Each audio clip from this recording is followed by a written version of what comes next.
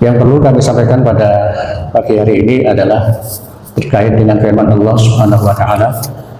A'udzubillahi minasyaitonir rajim. Bismillahirrahmanirrahim.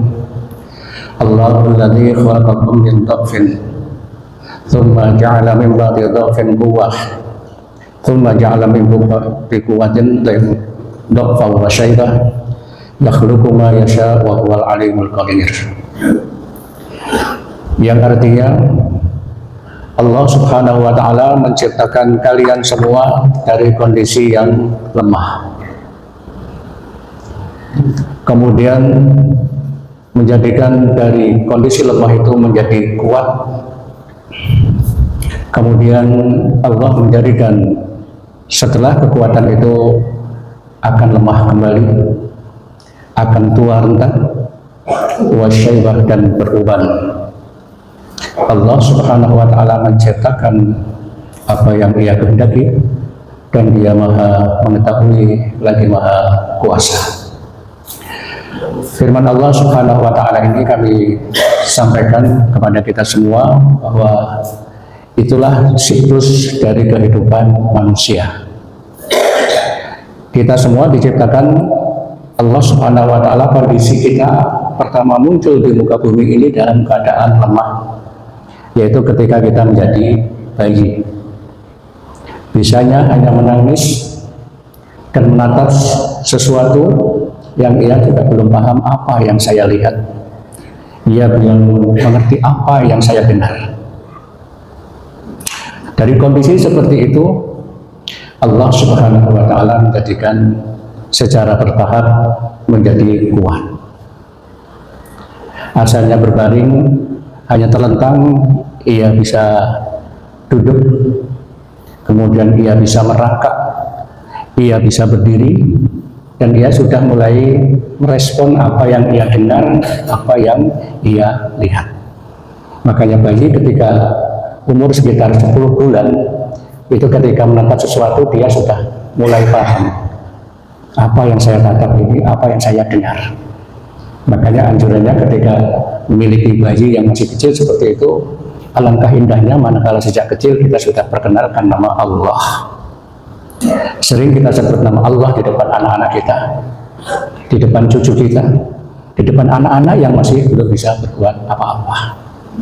Itulah kondisi pertama manusia muncul di muka bumi di dunia ini, yaitu dalam keadaan lemah.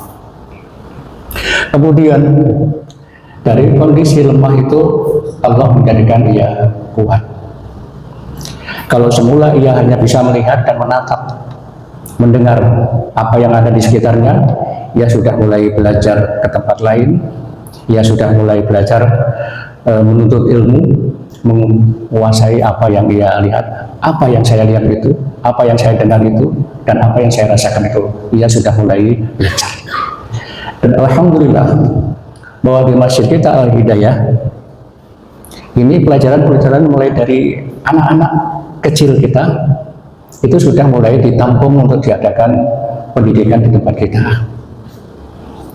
yaitu ada PAUD, ada TPA, dan ada tahfidzul Quran. Masya Allah, ini semua ternyata mengakomodir dari keperluan manusia di muka bumi ini.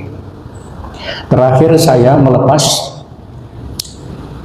santri-santri PAUD mewisuda itu saya dalam keadaan duduk, karena sebagai ketua yayasan saya mendapatkan tempat atau mendapatkan tugas untuk mewisuda santriwan santriwati, dan walaupun saya dalam keadaan duduk saya bisa datang ke sana karena tugas saya sebagai ketua yayasan, saya harus berupaya ke sana. Dan alhamdulillah walaupun mewisuda dengan keadaan duduk, tapi hati ini terasa lega bahwa inilah memang tugas saya untuk membesarkan santriwan santriwati kita menjadi bangga seorang muslimah.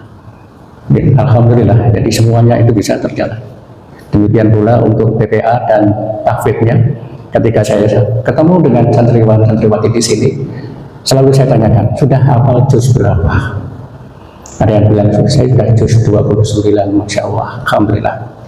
Jadi kegiatan-kegiatan di masjid kita ini ternyata ada kaitannya dengan siklus manusia dari lemah menjadi kuat, kemudian setelah kuat akan kembali lemah kembali. Kemudian ketika manusia itu menjadi kuat, ternyata syariat-syariat Islam itu oleh Allah juga sudah dirancang dari sejak awal. Ya, sebagai contoh konkret adalah ketika Allah perintahkan sholat itu, perintah pertamanya kalimatnya adalah aqimus sholat, dirikanlah sholat. Berarti sholat itu dikerjakan dengan berdiri apabila kondisinya adalah dalam keadaan kuat. Dan tentu saja Rasulullah Shallallahu Alaihi Wasallam juga mengajarkan bagaimana kondisinya kalau umatnya nanti tidak semuanya bisa atau kuat berdiri. Rasulullah juga mengajarkan, mencontohkan beliau menjadi imam sholat dalam keadaan duduk. Dan ini yang saya lakukan. Sebelum saya dioperasi dan setelah operasi 1 bulan, setelahnya itu saya sholatnya dengan berbaring. Setelah itu saya sudah mulai bisa duduk seperti sekarang ini.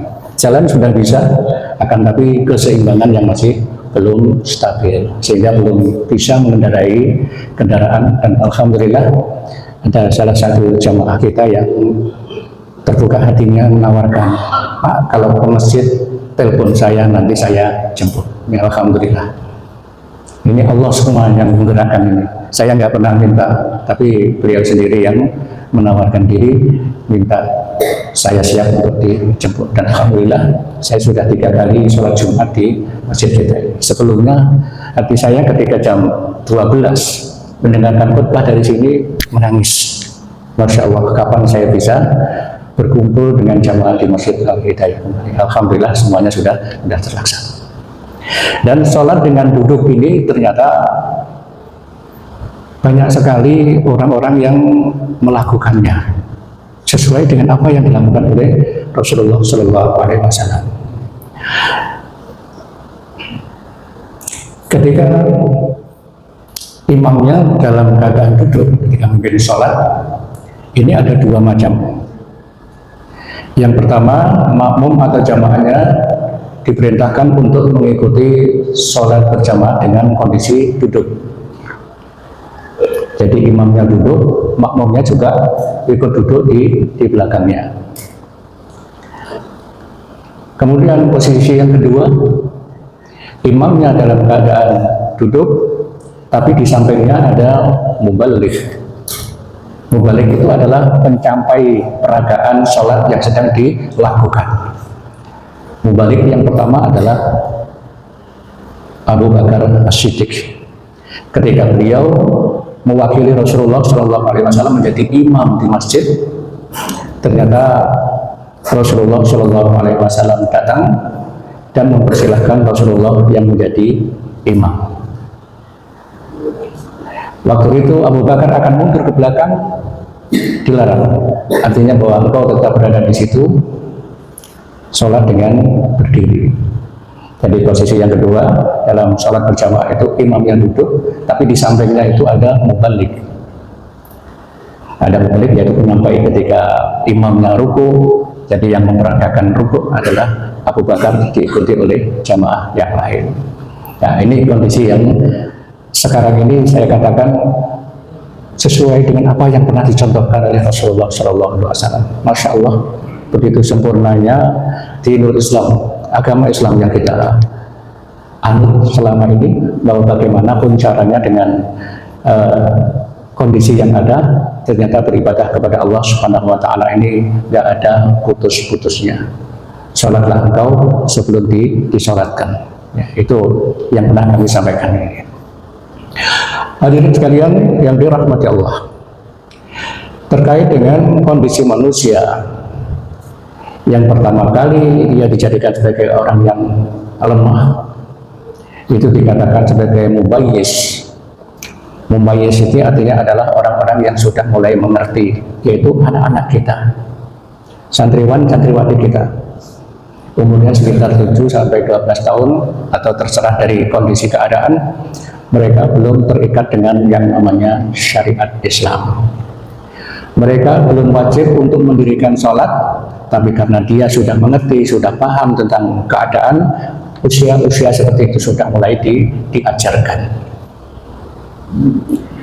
Jadi walaupun anak-anak kecil itu belum bisa melaksanakan perintah atau belum mendapatkan perintah wajib sholat, tapi usia mumayyiz itu sudah wajib diajarkan oleh orang tuanya.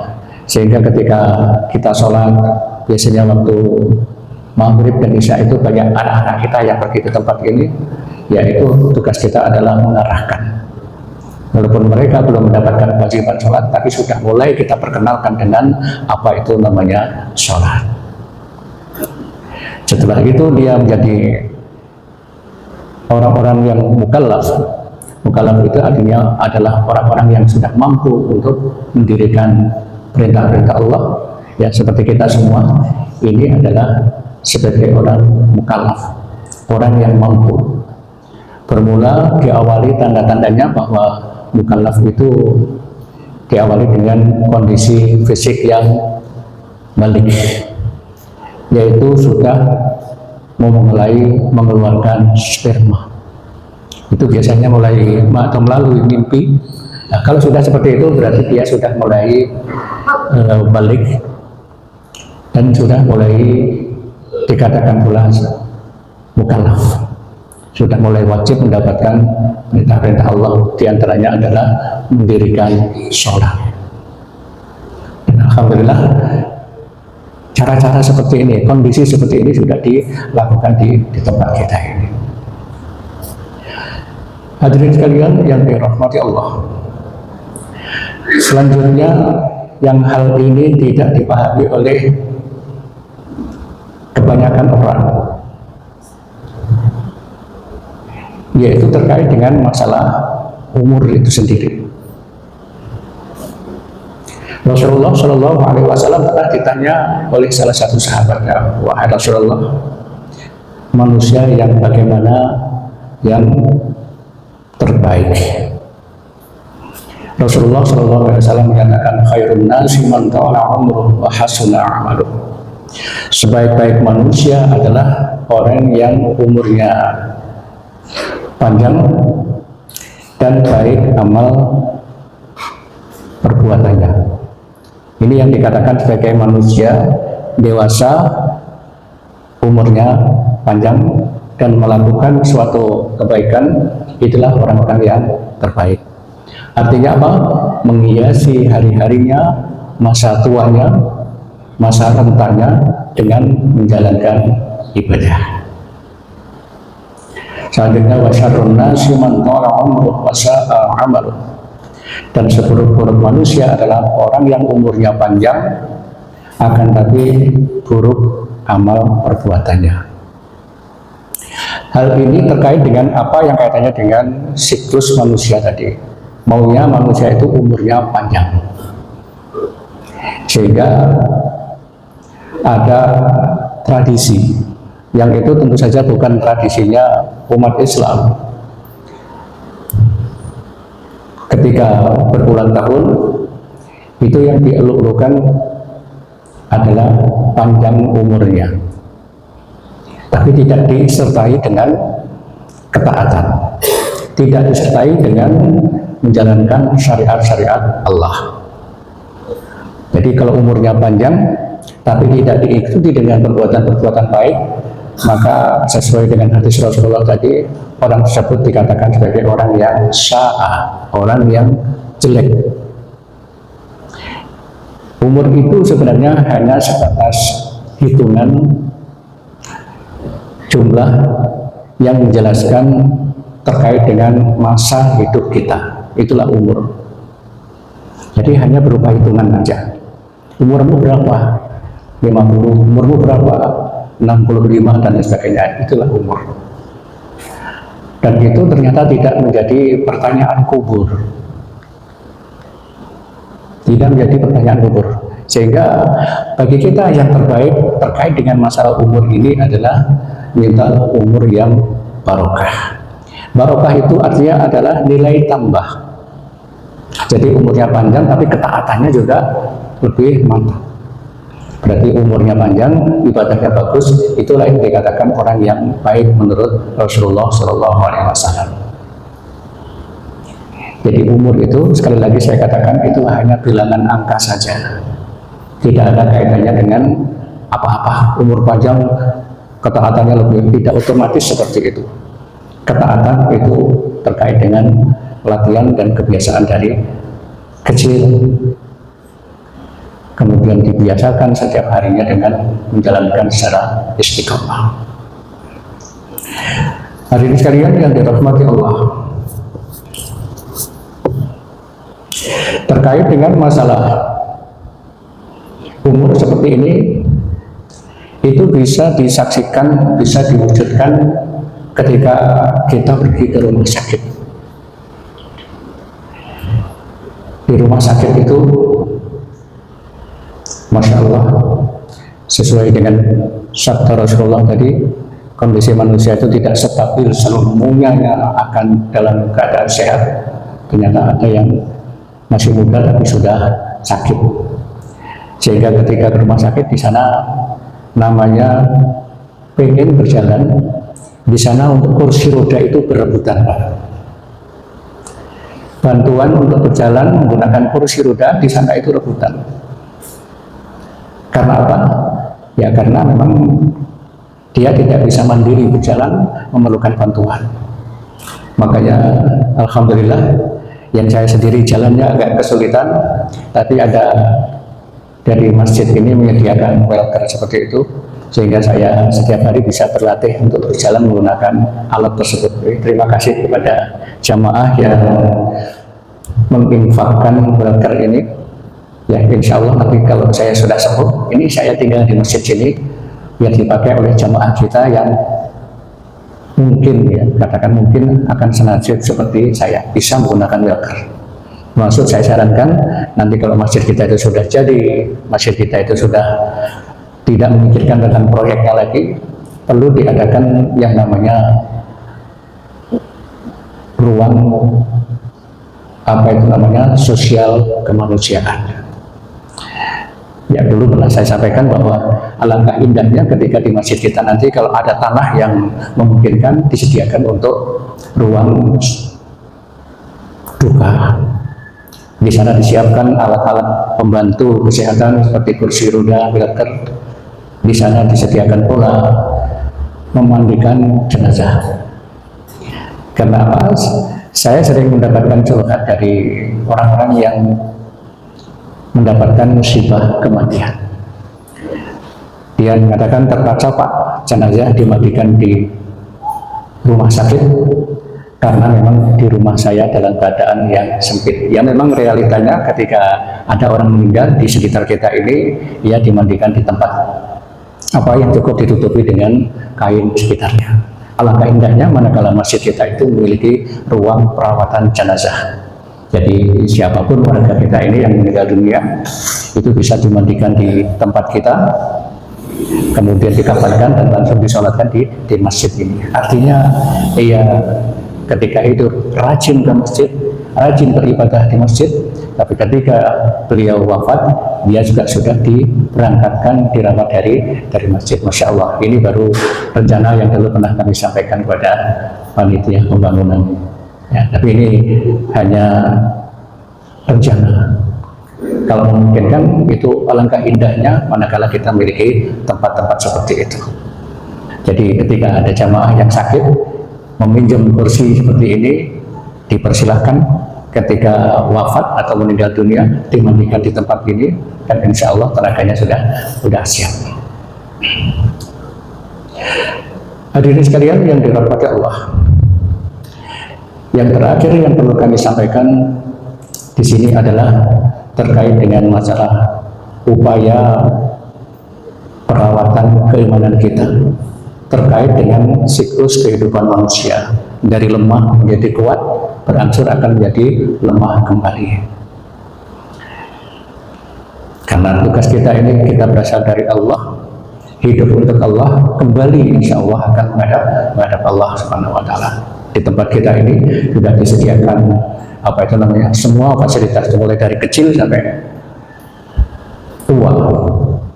maka kita selaku jamaah harus mendukung program-program yang telah direncanakan oleh DKM dan yayasan kita. Artinya bahwa untuk menjaga kestabilan keimanan seseorang, setiap Ahad pagi diadakan tausiah seperti ini kan dalam rangka memberikan pemegaran, memberikan apa itu namanya kemantapan kualitas keimanan seseorang. Mudah-mudahan Allah Subhanahu wa Ta'ala senantiasa memberikan kesehatan dan keteguhan iman kepada kita semua, sehingga kita mampu menjalani siklus kehidupan ini dalam keadaan selalu beriman kepadanya, dan kita semua menjadi hamba Allah yang husnul khatimah. Amin ya rabbal alamin. Inilah yang dapat kami sampaikan. Hadanallahu wa yakum ajmain. Assalamualaikum warahmatullahi wabarakatuh.